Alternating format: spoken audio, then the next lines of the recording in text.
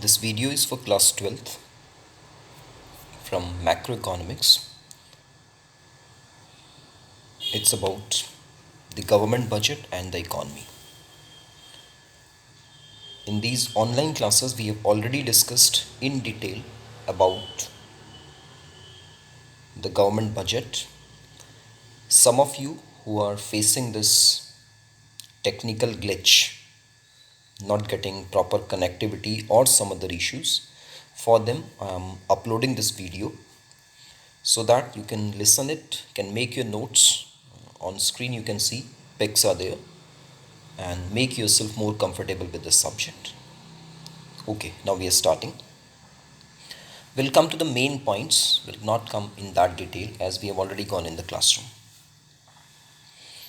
When you come to the meaning of the budget, it means it's a statement of expected receipts and the expected expenditure of the government for the financial year, and that financial year starts from 1st of April to 31st of March.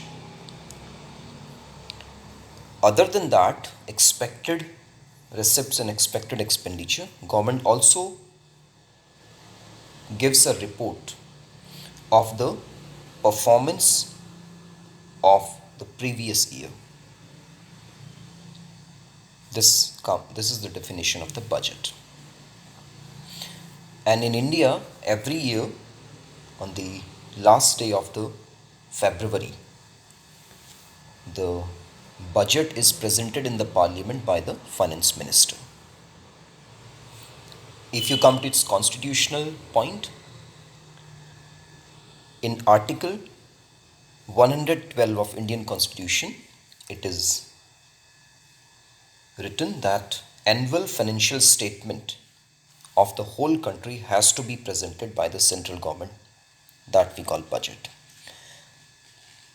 It is same way mentioned in Article 202 of Indian Constitution, which requires the states also have to present their annual financial statements in their respective assemblies.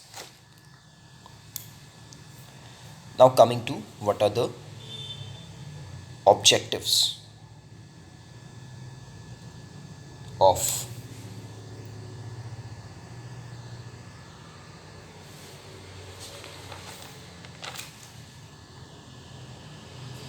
budget.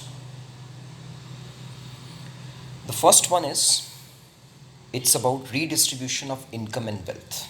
Already explained, whatever the income the government has or whatever the wealth, it has to be redistributed all over the people for their welfare.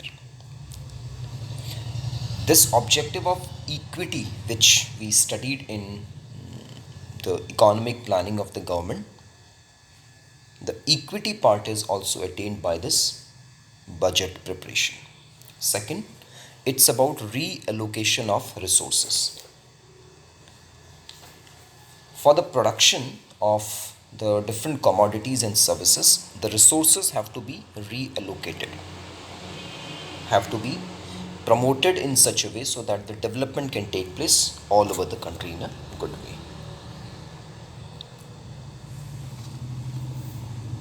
A balance has to be maintained in reallocation of resources, that the social welfare and the profit maximization should be the priority. The third objective of budget is employment opportunities, as this is government's responsibility to generate the more employment opportunities to the youngsters, to the other skilled and unskilled people. So by conducting different competitive examinations, government provides the different job opportunities to the skilled people, and for the unskilled, the Manrega kind of scheme we already knowing is one of the option by which the employment is being generated.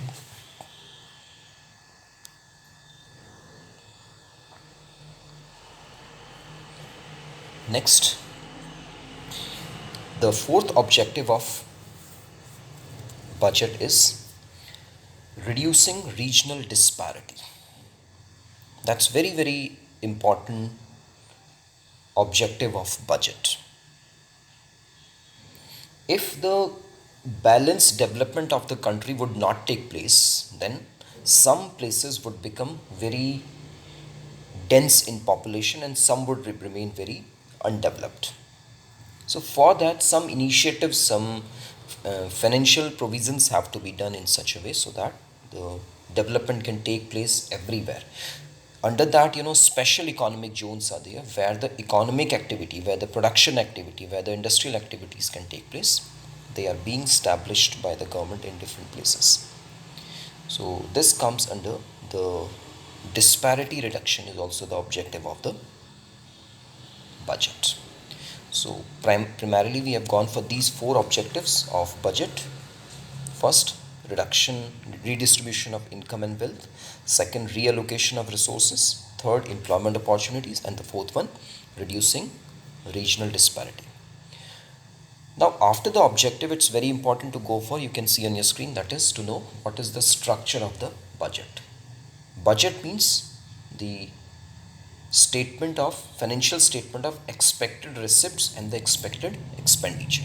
It's nothing more than that, from where the money is coming and where they are going to spend it. You can see on your screen, it's graphically shown the budget receipts and the budget expenditure.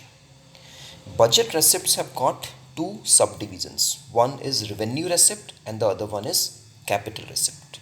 Same way, budget expenditure has also got two subdivisions. One is revenue expenditure, other one is capital expenditure.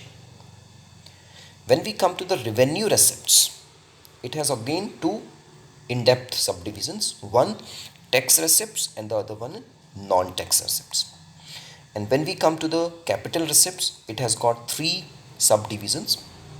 One, recovery of loans. Second, borrowings and other liabilities. And the third one is other receipts. Let's come and we'll go for their details.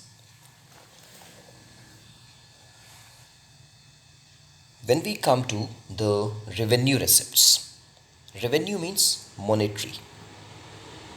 But we don't have to go in that general understanding. Economically, what does it mean? Economically, revenue receipts means that receipt which is not going to affect the assets or the liability of the government.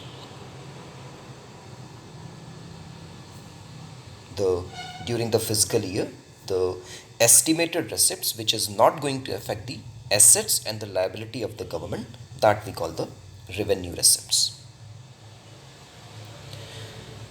Also, they do not create any kind of liability or they do not help in increasing the assets of the government. Neither the assets will increase nor they will decrease, neither the liability will increase nor the liability will decrease. This kind of receipts are known as the revenue receipts.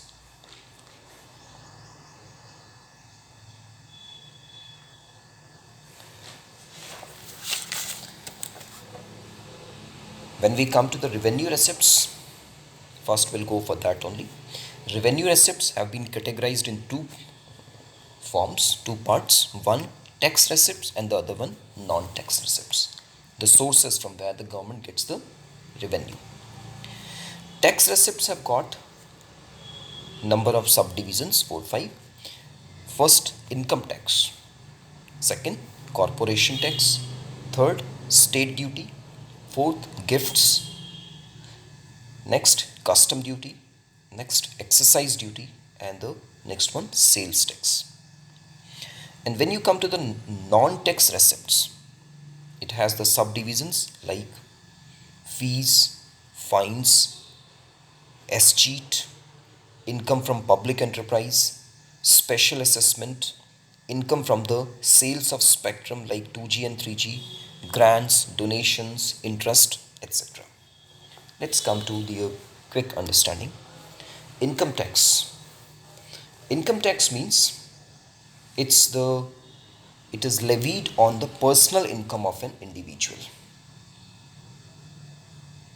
Whatever the person is earning, on that the tax is being imposed, that we call the income tax. Corporation tax, the tax which is levied on the income of the registered company or corporations.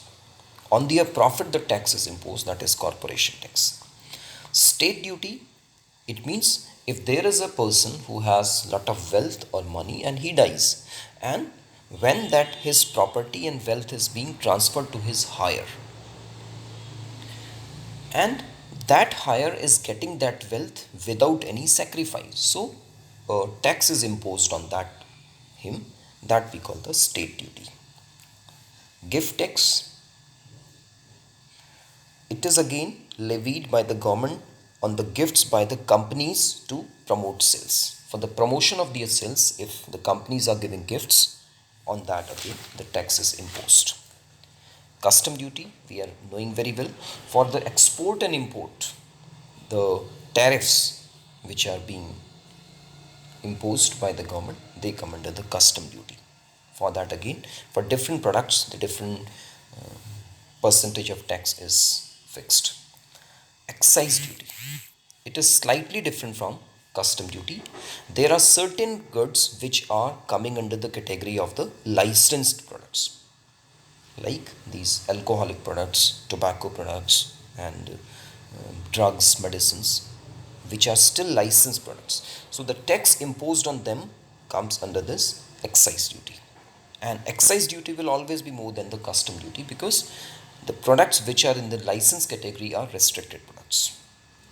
Sales tax, the person who is doing the trades, taking the products from the industries and selling them in the market, doing the business, on him the tax imposed comes with the sales tax, right? Now we come to the non-tax revenue. Non-tax revenue, it means other than because tax is a kind of compulsory payment which has to pay to the government, but non-tax revenue, it's not compulsory, but if you are using the services or the infrastructure provided by the government, for that you have to go for. First is interest. Government receives interest on loans given by to the state governments, union territories, private enterprise and general public. So government is helping in the form of loans, but for that loan the interest is being charged, and it would be charged on that person who has taken the loan, so it's a non-tax revenue. Next, fee. For different administrative and judicial services, the fee is charged. Like for land registration, the fee is there. For birth and death certificates, the fee is being charged. So that comes under the fee, which is again a service-based tax. So it's a non-tax receipt. Fines. There's a rule in the country that you have to be a law-abiding citizen. If you break the rules, so government puts the monetary charges upon you. That we call it's an economic punishment. That comes under the fines. That forces the people to follow the rules and regulations of the land. Escheat. Escheat is, suppose, is just like state duty, which is a tax revenue. Escheat is, there is a person who has got a lot of wealth and property and he dies, but he doesn't have any will or he doesn't have any heir. So what would happen to his property? So for that, government declares that anyone who wants to claim to be the heir can claim, otherwise government takes that property in his own control. That is under the escheat. Income from public enterprise. We are already knowing PSEs, public sector undertakings. So like you are knowing about Indian Railways, Indian Oil, okay. So the revenue which is coming to the government, again that is those people who are going for the travel using the Indian Railway, they will pay, rest will not pay. So you are using the service, you are paying. So it's a business enterprise of the government. That is coming under the income from public enterprise. Next, gifts and grants. Grants are also a source of government revenue, it is very common for the people to offer donations and grants. Presently, you can see in this COVID-19 problem, we are finding there are many people who are donating the money to the government. So in that money again is during the calamities and all, during the problems, that again the money which is going to the government to help out the countrymen. That comes under gifts and grants. It's a non-tax revenue. Special assessment. It's important to understand whenever government develops any such infrastructure like road connectivity, sewage system, transportation, electricity and all. So because of that, the land cost, the property cost of that area increases. So on that, government imposes the tax on the people on special assessment basis, that and partially the people have to play. That we call, the categorization of the different places or the cities like rural area, urban area, semi-urban area, township and metropolitan cities. So everywhere categorization is there. Accordingly, the tax bracket also keeps changing. Next, income from sales and spectrum like 2G and 3G. That is also source of income. That is the virtual world, the services which these different mobile service providers are giving to us. That comes under this category, from where for this bandwidth the money is paid to the government. So this all was about the receipts, from where the government is getting the revenue receipts. Now we are coming to the capital receipts. If you come to its understanding and definition, capital receipts means receipts which affect the assets or the liabilities of the government. Revenue receipts were those receipts which do not affect the assets or liabilities of the government. Revenue receipts affect. Now affect in the sense, assets can increase or assets can reduce, liabilities that can increase and liabilities can reduce. That comes under the capital receipts. A receipt is a capital receipt if it satisfies any one of the following two conditions. First, the receipt must create liability for the government. Example, loans taken by the government are a liability. They are to be paid back. Second, these receipts cause reduction in assets of the government. Example, receipts from sale of shares of public enterprise is a capital receipt, as it leads to reduction in the assets of the government. Okay. So when we come to the components of capital receipts, the capital receipts is broadly divided into three categories. First, recovery of loans. Central government offers loan to the state governments and the union territories and to the other people, right? And that loan is recovered. So once that loan is recovered back, so what happens? I'm not talking of interest, but the whole loan is taken back. By this, the asset of the government reduces, because of that loan, in different states government had the assets. Now the loan has been recovered back, so the assets of the government would reduce. So this recovery of the loan is a capital receipt. Second, borrowings and other liabilities. At times government has to borrow from the different general public, from Reserve Bank of India, from other foreign governments and other different financial bodies. So once they take the borrowings and the loans, it increases the liability of the government. So this is one of the source, but increasing the liability. So it comes under the capital receipt. Other receipts, like we are already knowing about disinvestment or the privatization. In this disinvestment, what happens? The government keeps selling those public sector undertakings to the private sectors. In that one, the government's assets are reducing. They keep going down. This comes under this disinvestment and the private sector. There, government is getting the capital receipts, but because of this, what's happening? The assets are reducing. So this comes under the capital receipt. So in this first video, we are covering only the receipts only. Expenditure will cover in the next one. Listen it carefully and make your notes. Thank you.